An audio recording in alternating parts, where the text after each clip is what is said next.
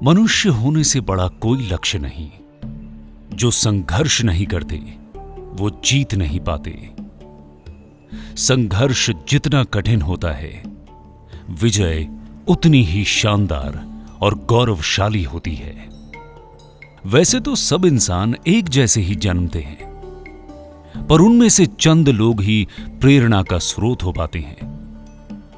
हम ऐसे ही एक प्रेरणादायी व्यक्तित्व की बात कर रहे हैं, जो विनम्रता, समर्पण और पक्की धुन के प्रतीक रहे हैं। एक ऐसे शख्स जो अपने बचपन के संघर्षों से अकेले जूझते हुए आगे चलकर शिक्षा का एक ऐसा विशाल साम्राज्य स्थापित कर पाए, जो मानवता की सेवा और ज्ञान के पुंज के रूप में जगमगा रहा है। एक ऐसे व्यक्ति जिनका मानना था कि इस जीवन में हमारा प्रमुख उद्देश्य दूसरों की मदद करना है। डॉक्टर राम प्रकाश मलिक जी निश्चय ही ऐसे तेजस्वी और प्रखर व्यक्तित्व थे। डॉक्टर राम प्रकाश मलिक जी जितने पारिवारिक व्यक्ति थे, उतने ही बड़े दृष्टा भी थे। वे वैचारिक रूप से दृढ़ और श्रेष्ठ थे। डॉक्टर राम प्रकाश मलिक जी का नाम अपने आप में 3 प्रतीकों का मेल था: भगवान राम, जीवन का प्रकाश और दिलों का सम्राट। पाकिस्तान के एक छोटे से गांव भिंड सुरबना में 15 अगस्त 1937 को जन्मे बालक डॉक्टर राम प्रकाश मलिक जी की माता स्वर्गीय श्रीमती राम प्यारी मलिक जी और पिता स्वर्गीय डॉक्टर रामचंद्र मलिक जी को यह अनुमान भी नहीं रहा होगा कि यह छोटा सा बालक कितना बड़ा भाग्य लेकर जन्मा है। हालांकि जब ये मात्र 2 महीने के ही थे, तभी इनके पिता का निधन हो गया। फिर भी इन्होंने अपने माता पिता व स्वयं के नामों में लगे राम के गुणों को अपने भीतर उतारा। असाधारण प्रतिभा के धनी बालक राम प्रकाश न केवल खेल कूद में अव्वल थे, बल्कि पढ़ाई लिखाई और पुस्तकों से भी उन्हें बेहद लगाव था। वो अपने सहपाठियों के बीच बेहद लोकप्रिय थे। उनकी निश्चलता, सच्चाई और सदाचार सबको भाता था। खेलकूद, विशेषकर वॉलीबॉल और कबड्डी के प्रति गहरे लगाव ने आने वाले वर्षों में उनके व्यक्तित्व में उत्कृष्टता, एकाग्रता और समर्पण जैसे गुणों को उभारा। बीए और एमकॉम की डिग्रियां उन्होंने गोल्ड मेडल के साथ हासिल की। पढ़ाई लिखाई के प्रति उनका रुझान इतना गहरा था कि वे वकालत पढ़ने लगे। उन्हें आकर्षक नौकरियों के प्रस्ताव मिले, पर शिक्षा के क्षेत्र में एक अलग पहचान बनाना उनका सपना था। डॉक्टर राम प्रकाश मलिक जी ने शिक्षाविद के रूप में भावी पीढ़ियों की तरक्की और प्रगति के लिए लवली ग्रुप ऑफ स्कूल्स की स्थापना की। विवाह हो जाने के पश्चात वे शिक्षा के क्षेत्र में एक विशेष पहचान बनाने के अपने स्वप्न को साकार करने की ओर बढ़ चले। उन्होंने घर पर ही एक छोटा सा स्कूल खोला, जहां पर बस 20 छात्र पढ़ते थे। बच्चों से उन्हें खास लगाव था। जब कभी कोई उनसे पूछता कि तुम्हारे कितने बालक हैं, तो वे अपने छात्रों की संख्या बताते। अपने स्कूल के नाम पर ही उन्होंने अपनी पुत्री का नाम लवली रखा। स्वभाव से विनम्र डॉक्टर राम प्रकाश मलिक जी ने उच्च संस्कार अपनी माता श्रीमती राम प्यारी जी से ग्रहण किए, जो कि एक धर्मपरायण महिला थी। वो उनकी पहली मार्गदर्शक व सलाहकार थीं। उन्होंने अपनी माता को सदैव अपना पहला गुरु माना। उनसे ही उन्होंने आंतरिक दृढ़ता और उत्कृष्टता जैसे गुण हासिल किए।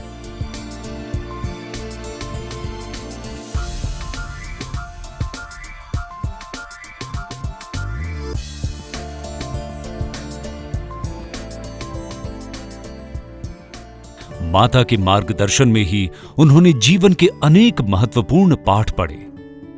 वो उनकी सच्ची प्रेरणा थी। माता के अलावा उनकी बड़ी बहन स्वर्गीय श्रीमती माया देवी अरोड़ा जी ने भी उनके व्यक्तित्व को संवारने में अपनी महत्वपूर्ण भूमिका निभाई। उनके कड़े अनुशासन और अगाध स्नेह ने डॉक्टर राम प्रकाश मलिक जी के जीवन को एक मजबूत आधार प्रदान किया।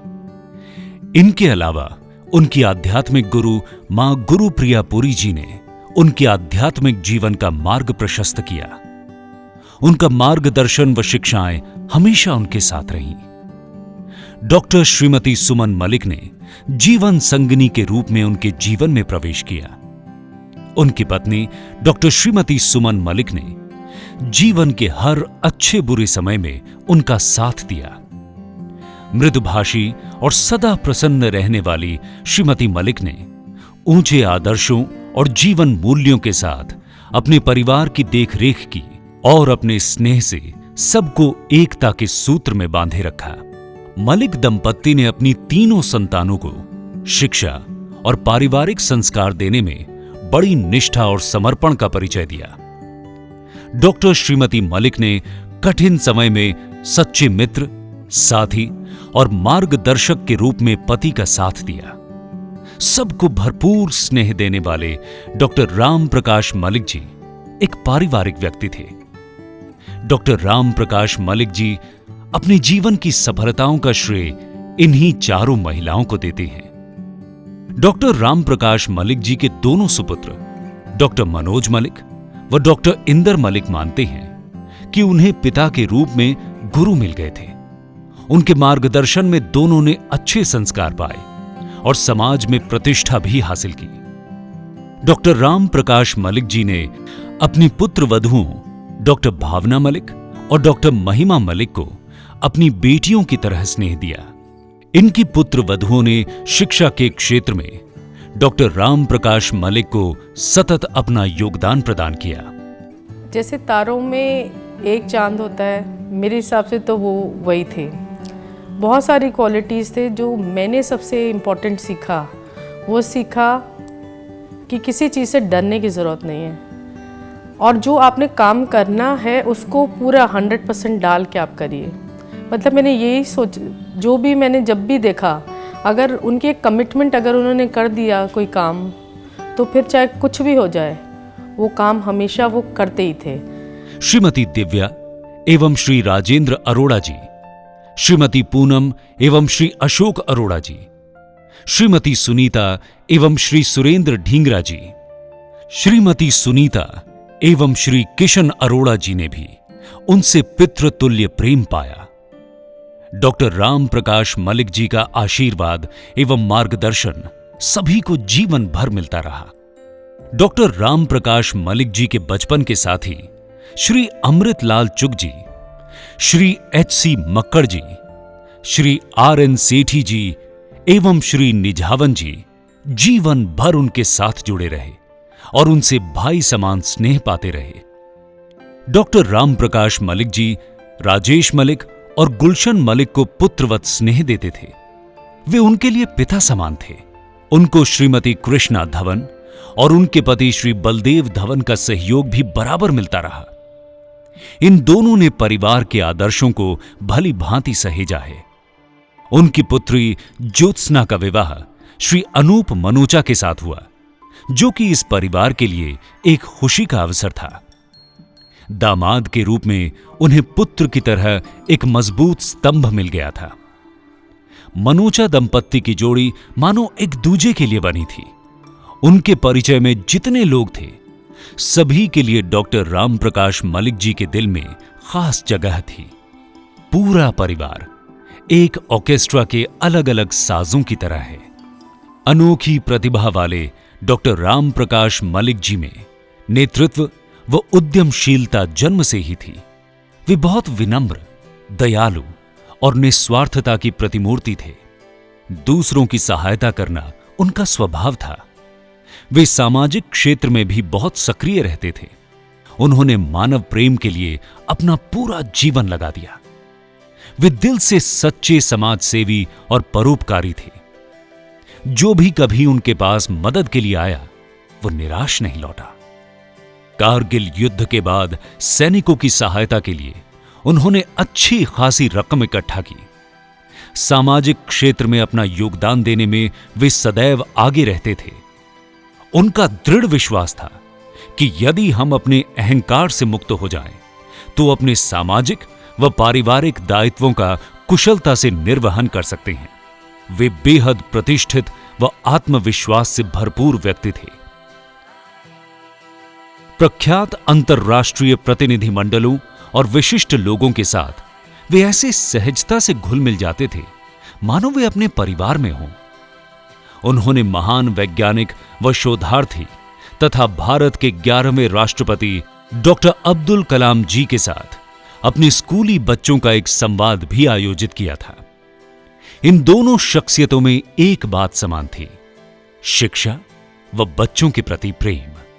सांस्कृतिक और धार्मिक मूल्यों वाले परिवार से आने वाले डॉक्टर राम प्रकाश मलिक जी प्रतिदिन कृष्णानगर स्थित सत्यम शिवम सुंदरम मंदिर जाते थे और अपनी माला के मनकों पर हाथ फेरते हुए शिव चालीसा, हनुमान चालीसा और दुर्गा चालीसा का पाठ करते थे।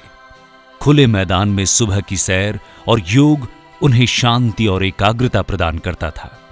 प्रत्येक मंगलवार को चाहे वर्षा हो, आंधी या तूफान हो, वे विवेक विहार के बालाजी मंदिर जाते थे। वे सभी धर्मों का आदर करते थे। उन्होंने अपने बच्चों व पोतों को नैतिक मूल्य व श्रेष्ठ संस्कार देने का कार्य किया। उनकी बड़ी पोती स्वाति के अनुसार बड़े पापा शुद्धता के प्रतीक के रूप में सफेद वस्त्र पहनते थे। My bade papa was the most hardworking and intelligent role model any grandchild could have. I feel we were lucky not just to have him as a grandfather but also as a friend. More importantly, I consider myself fortunate enough just to have met him because he was such a strong personality that he had a deep impact on the lives of the people he was in. I love my grandfather deeply and I will keep loving him and he will stay alive in our hearts forever. सत्यम उनकी तरह ही बनना चाहता है, बल्कि वो तो उनकी पूजा करता है। My beloved grandfather, you were my inspiration. I look upon you as my idol, my hero. मैंने बुढ़ापा आपसे बहुत सारी चीज़ें सीखी, साहसी होना, परिश्रम करना और सत्य बोलना।